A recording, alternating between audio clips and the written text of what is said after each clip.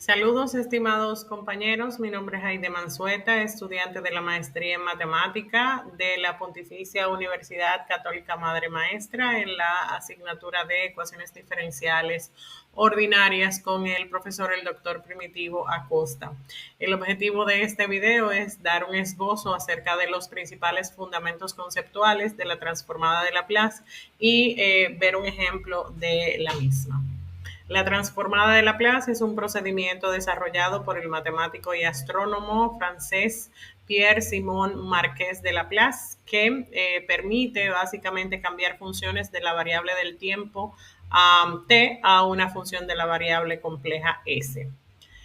Alguna de las características interesantes de la transformada de Laplace es que es una herramienta de gran alcance formulada para solucionar una variedad amplia de problemas de valor inicial.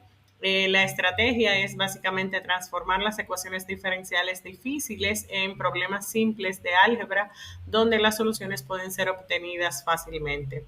Entonces se aplica la transformada de Laplace inversa para recuperar las soluciones de los problemas originales. La definición ya de forma formal de la transformada de Laplace es que sea f una función definida para t mayor o igual a 0. Entonces se dice que la integral, dígase que la transformada de Laplace de f de t va a ser igual a la integral desde 0 hasta infinito de e a la s menos t, a la menos s por t de f de t con su diferencial de t. Es la transformada de Laplace de f de esa función siempre y cuando la integral converja. Interesante también destacar es que esta integral se puede dar de forma unilateral como también de forma bilateral atendiendo a los límites de integración que se establezcan. De forma particular también puedo verificar o se verifica que la integral de Laplace, la transformada, aplica para funciones que no necesariamente sean continuas en todo un intervalo, sino que también puede darse para funciones a trazos. La transformada de Laplace tienen algunas ya prescritas, genéricas, que son resultados. Por ejemplo, la transformada de Laplace de 1 es igual a 1 sobre s y así sucesivamente, que ya están prescritas, son como tablas definidas. Algunas propiedades destacables de la transformada de Laplace. Primero, la linealidad. Tiene como particularidad de que cuando una ecuación con varias funciones, en este caso se puede calcular la transformada de Laplace de cada término y de cada una de las funciones por separado. De igual forma está el teorema de traslación, cuando se quiera realizar la transformada de Laplace de una función multiplicado por un exponencial, se puede usar el teorema de traslación.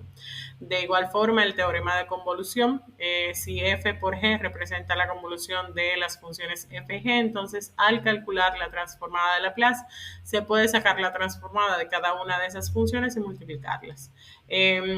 Con especial interés también está el teorema de la transformada de la derivada, donde f de s, que es igual a la transformada de Laplace de f de t, y su finalidad es cancelar la derivada de orden que sea con tan solo multiplicar la variable s elevada al orden de la derivada por la función y se les resta sus condiciones iniciales. Bastante importante a la hora de resolver.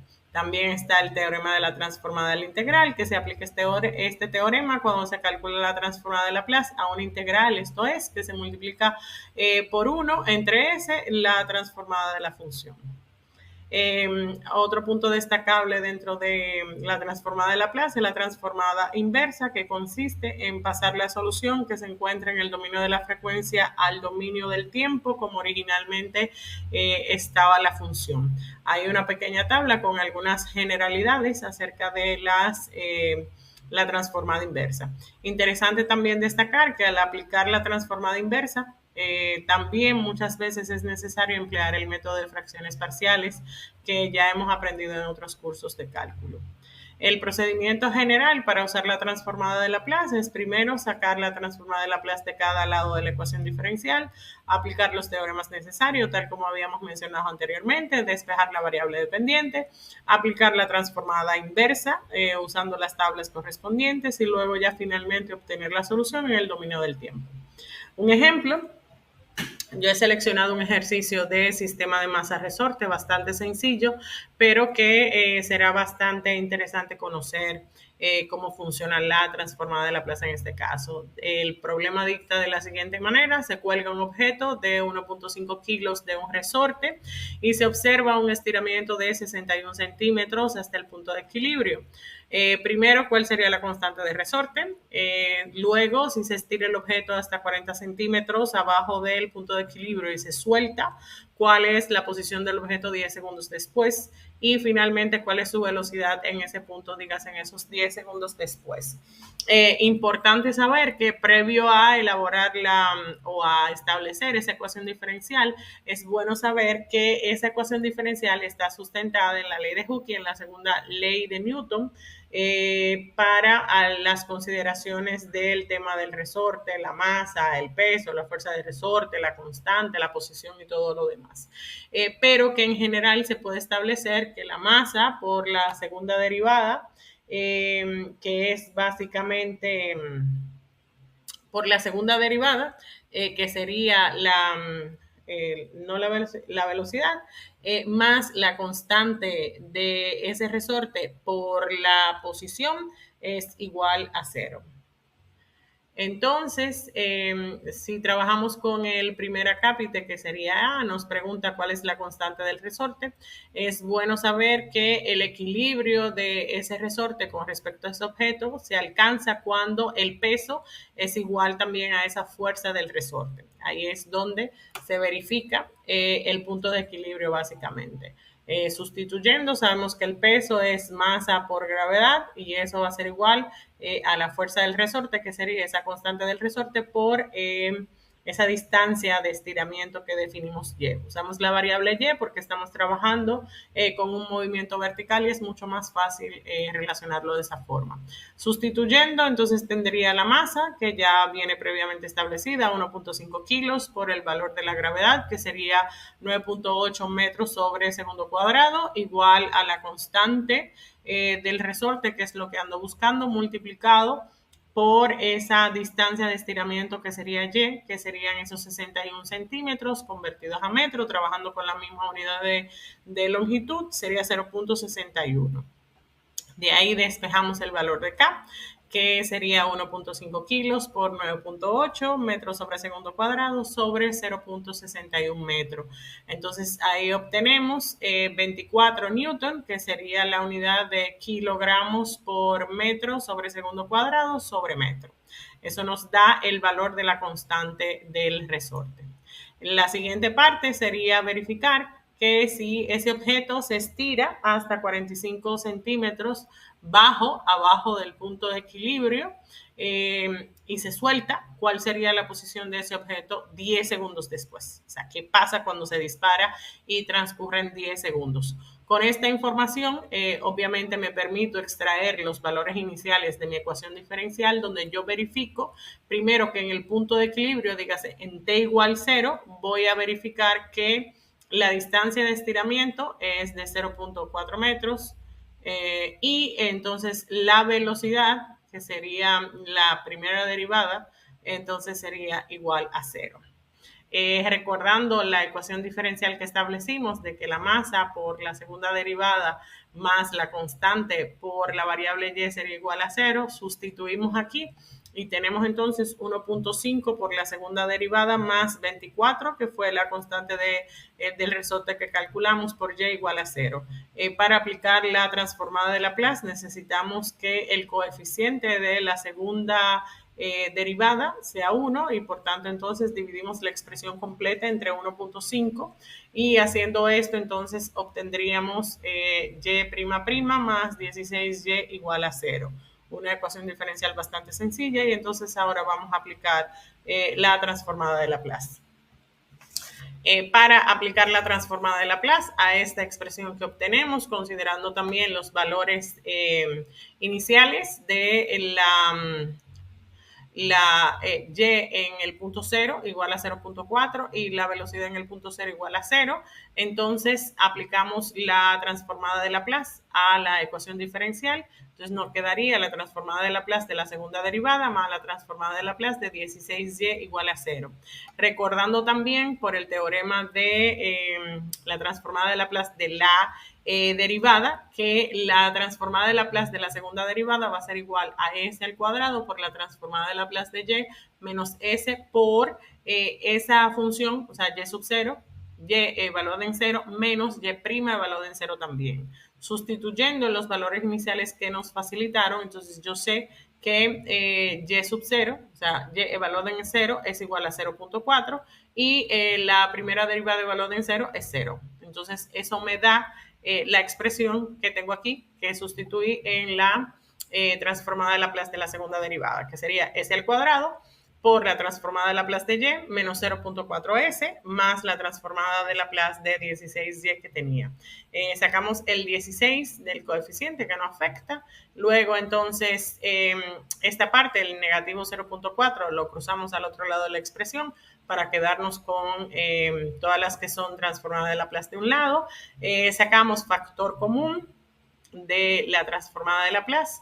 Luego, entonces, despejamos la transformada de Laplace, que sería 0.04s, dividido entre s al cuadrado más 16. Entonces, nos interesa encontrar el valor de esa distancia de estiramiento, que sería y.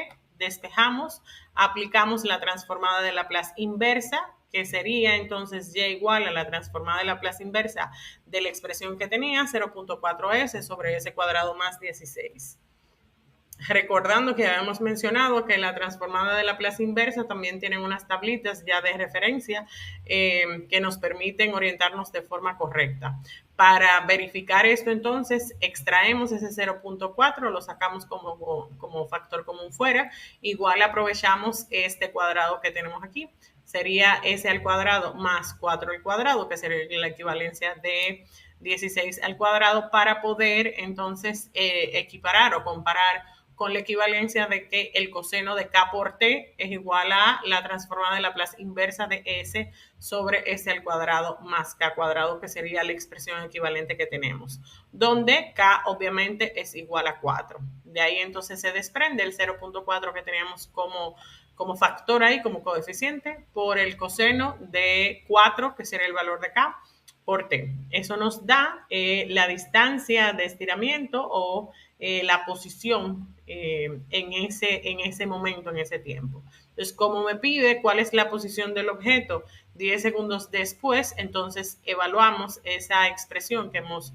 encontrado que define la posición del objeto con respecto al tiempo, sustituimos en 10 segundos y entonces obtenemos como resultado que la posición del objeto 10 segundos después, o sea, en el segundo 10, sería de negativo 0.27 metros, considerando varias cosas importantes. Primero, la unidad que utilizamos para ángulos es en radianes y recordar que, por ejemplo, esa posición negativa significa que el desplazamiento del objeto es por encima del punto de equilibrio, entonces queda negativo. La última parte del ejercicio nos pregunta cuál sería su velocidad en ese punto, ya con la ecuación que define la posición del objeto en cada instante, simple y llanamente vamos a sustituir por esos 10 segundos para determinar cuál sería la posición en ese instante. Lo que hacemos es sustituir, como es la velocidad. Recuerden que la velocidad sería la primera derivada de esa distancia de estiramiento, o sea, de esa posición.